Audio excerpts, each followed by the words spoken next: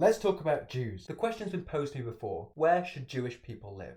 And I usually respond with, well, where should Palestinian people live?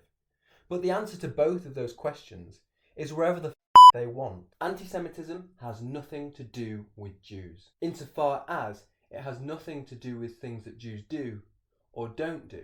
At least that's the opinion of Holocaust survivor and Jewish author and physician Gabor Mate. He believes, like I do, that anti-Semitism, like all other forms of racism, come from a sickness of the mind and soul, not from the actions of individuals. Racism and discrimination of all kinds aren't factually linked to the actions of its people, but they're wild stereotypes concocted by people who know nothing about them.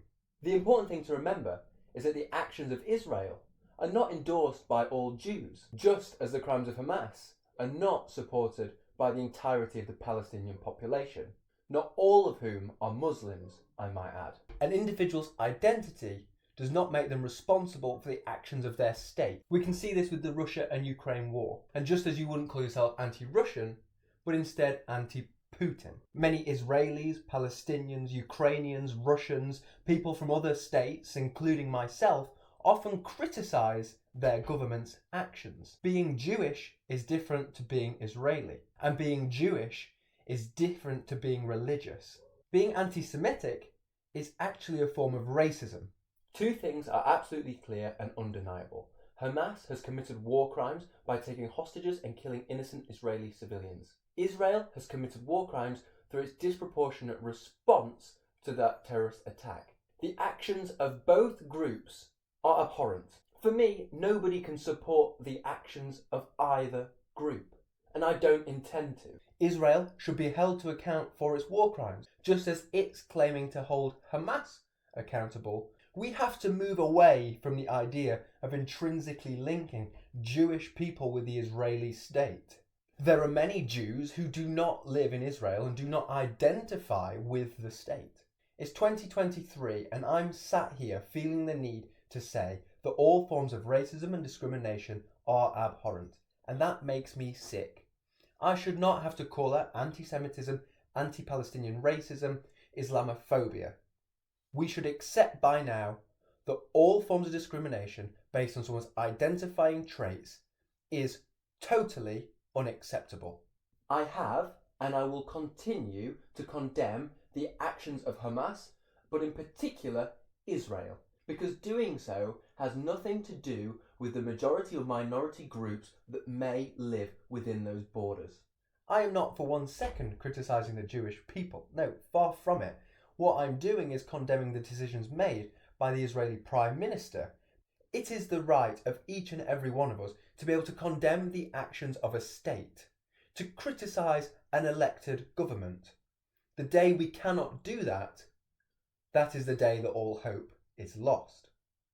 We should not confuse the actions of the Israeli state with those of the Jewish people, just as we should not confuse the actions of Hamas with the Palestinian people. As I've said before, this has nothing to do with whether you fast at Ramadan or Yom Kippur. This is not a racial or religious debate, and anyone who makes it as such is trying to divide society. I am here, and I always will be, to criticise power, particularly corrupted power. Do I have to say this? Racism is unacceptable, and anti-Semitism is racism. This weekend, I'll be joining pro-Palestine marchers in London. That's not because I'm anti-Semitic or I believe that Jewish people shouldn't have a safe place to live. It's because I can see the abuse of power from the Israeli state backed by the Americans and the West. The population of what's left of Palestinian territories is 50% children. Now that's a harrowing fact. You know why it's 50% children. More deaths have been inflicted on the Palestinian people in the last few months than the Ukrainians have suffered in over a year of conflict with the Russians. To me, that is beyond disgraceful and has to stop. Politics to one side. Violence is never right. The actions of Hamas are completely wrong, and so too are those of Israel. We must stand up to abusers of power, no matter who they claim to represent. I sit here not to speak for Palestinians or for Jews. I speak here not to speak for Muslims or Israelis. I don't claim to speak for anybody. I am here for the peace movement, for anti-violence, anti-war. My mission is clear. It is to call out the murder of innocent civilians regardless of the actor. Whether that be calling out the Russians, the Israelis, the Saudi Arabians, or the Americans. Race, religion, background, continent. I don't care. If you kill children, if you kill innocent people, I will not stand for it. But don't you dare use my call for peace or the deaths of innocent civilians as a way to promote your idiotic, racist views. Unfortunately, human history is plagued with atrocities. The oppressors can become the oppressed and vice versa. And I know that as a white, straight male, I have no right to speak up on behalf of any other community.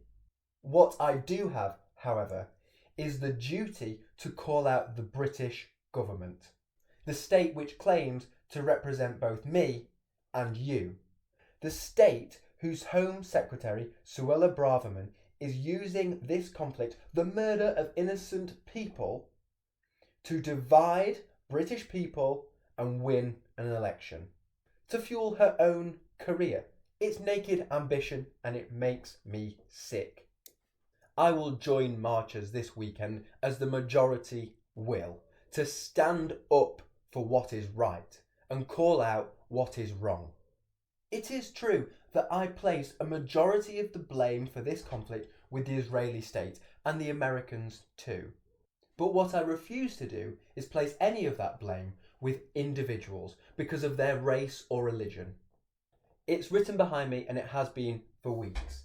Borders are a failure of governance. Now, I didn't write that necessarily referring to the conflict that's happening right now. I voted for this country to remain in Europe, and I believe in greater cooperation. For me, borders only create tangible divisions between people who are fundamentally the same. My partner lives in Spain, and therefore it is a relationship between the European Union and the British government which govern our relationship. It is the state that decides how and when we can interact with each other.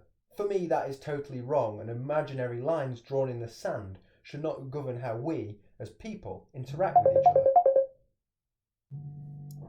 Speaking of which, the question's been posed to me before: where should Jewish people live? And I usually respond with, well, where should Palestinian people live? But the answer to both of those questions is wherever the they want.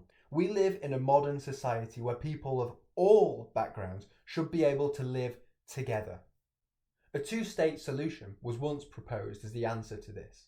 Well, what about a one-state solution? Hey, what about a no-state solution? Why can't we live in a world where people have the freedom of movement, where people can have equal rights across the world? Why can't we have greater cooperation at the international level? Why should people only feel safe surrounded by people who look like them? There's a greater question overarching this entire conflict, about how we as humans interact with each other. I am not only marching for Palestinian people when I go out on Saturday. I will be marching for the Jews who have been persecuted for centuries. I will be marching for all the vulnerable people who have been persecuted by power. We must come together and recognise that we are flesh and bone, that every single one of us is completely different.